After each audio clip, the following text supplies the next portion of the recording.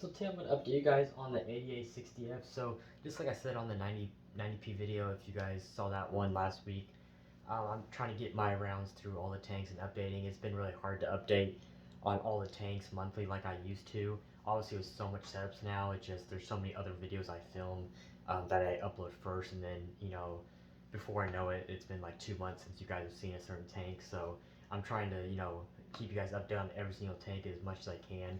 But of course now we're pushing double digits and ADA setups, so it's just getting a little bit tougher. But hopefully I can start uploading twice a week eventually. I mean, I should be able to now, but I just need to record a lot of videos so I can do that for you guys. So hopefully I'll start, making double the videos that I have been for the past, 5 years. I've always done it weekly, but I'm hoping I can transition to that 2 times a week for sure.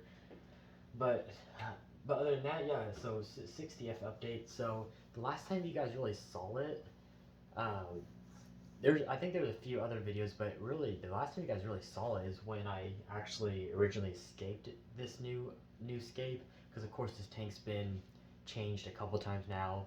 If you go back to the series, it's been the very original scape, then it was rescaped again, and then this is our third time rescaping it. And the only reason why we did that, if you guys didn't know, was because obviously this will be a shrimp breeding tank. We're gonna put some very nice shrimp in here. I'm trying to get a hold of some boas. If not, I'm thinking probably some galaxies at the minimum will be in here. So doing something really nice, and I just wanted to escape. That was gonna basically be good for years to come, or at least for a very long time. Because obviously our contest scapes, we're rescaping every year. These are going to be tanks like the other shallow, the photo tank, and then this one, of course, are going to be tanks that are going to be basically sit here and be the same for as long as I want them set up. So I just wanted to make sure that there was a scape that just I would like and that would work. And the previous scapes were actually they're both really nice, but I think it'd been harder to keep control of some shrimp in that scape. At least with this scape it being more open and I can actually physically see every spot of the tank. It just helps me control, make sure the shrimp and watching them after, because obviously putting expensive shrimp in here, you don't want to just lose them and then not keep track of everything. So that's why I did that. And plus, if I want to remove some so I can keep good genes going, stuff like that too. So I think this scape made way more sense. And so really update on the scape in general. So it's just now actually getting better. It's been doing kind of weird lately since I started. The Cuba, the carpet really hasn't really grown. It it is growing, but it's not really filling in like as you guys see the 45 ad for a nice lush Cuba carpet. And I think I finally figured out last week why that was. And of course we're running CO2 and everything, and the light's pretty good. Actually, I ramped down the light because I think it was a little too high for this tank. We're getting quite a bit of hair algae, so I ramped that down. And that seemed to solve the problem pretty well. And and so what I think the problem was the filter. Basically, I've never cleaned it out since I've started this new scape, and this new scape's been up for quite a while now, and it just totally passed my mind. And yeah, the filter was absolutely like just filled with gunk. The filter floss was really clogged, and the reason I even took it apart was the flow was getting really low, so I actually went through and cleaned it all, new floss, actually new Purigen, so all that. So I have a feeling that it was just so gunked up in that filter that I wouldn't say it was leaching ammonia, but there was just a lot of organics, and it was just maybe making the plants struggle a little bit, and that might have been my guess. So we'll see, but still kind of a work in process. I'm just kind of seeing what works now with plant tanks. We just gotta pick something and just kind of make small changes to see what works. So, but yeah, it's kind of weird why this tank. I mean, this tank really should have been super lush carpet by now and actually lived to its full potential. So, but we'll just see. So so the other plants, so obviously the kiwi and the estrepins, those have been melting away too. So that's why I think the filter was a big reason. Was because of that, because pretty much all the plants were getting affected. No plant in here was really doing particularly well. So that's why I think that ended up being the issue. But if you guys have any other ideas, definitely let me know. If you guys have fallen into the same category. But and then obviously there is dwarf hairgrass in here, and then there is ricardia in here. Every little areas here and there for more detail for sure. But yeah, I'm hoping that the carpet really fills in, because once this is really filled in, this tank's gonna look really nice. It's just it just hasn't got to that mark right now. and that's why I've been still holding off on shrimp, because I want to make sure this tank's pretty much, you know, perfect before I go and spend the money on that. But fertilizer wise, I was using Tropica, but last couple of weeks I've been switching to the ADA, or you know, Duo, which is still ADA, the Suki liquid. This is all in one as well, so it has your macros and micros in it.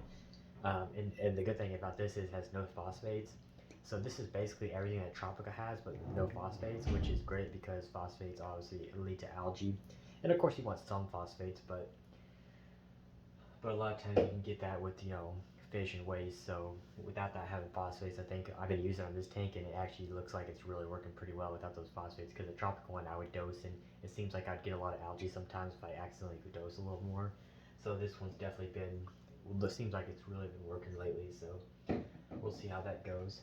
But actually recently, actually just before this recording, I put some Bacopa back there, because if you guys know, Bacopa is a really nice a stem that grows immersed really well, and it looks really nice, and it flowers.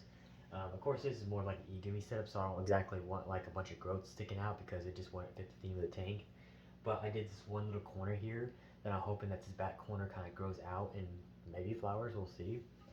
And I think that just looked really nice because Bacoop is just a really nice green color too, and I think just having that slightly grow out of the water over there just will look really nice. So that's one of the reasons why I did that, and I think we'll see what that looks like in the coming months for sure.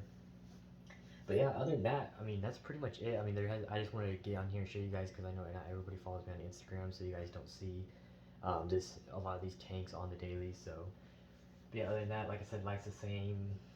CO2 running, the filters, the Awaza 100 thermo is what we're still running on here, so and that's been fine. So yeah, other than that, I'll just keep working on this tank, and of course I'll try to update you guys more frequently on this tank. And now that everything's kind of doing a little bit better, and hopefully we'll get a lot of good growth.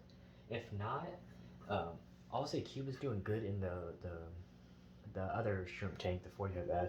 But if it seems like the Q is kind of doing weird, I might actually get Monte Carlo and just plant it and just see if the Monte Carlo, if the Monte Carlo does the same, then I know that something's definitely wrong, because obviously Monte Carlo is way easier to carpet. But I definitely want the Cuba to grow in here because it's a lot smaller of a carpeting plant. I think it looks really nice in the nano tank compared to Monte Carlo. It just gives the illusion a little bit better, you know, with a smaller tank, smaller plants. It just makes the tank look bigger when you have a smaller carpeting plant. But so yeah, I'll see if the Cuba doesn't do any better. That's probably my plan, just to see if Monte Carlo will do any better.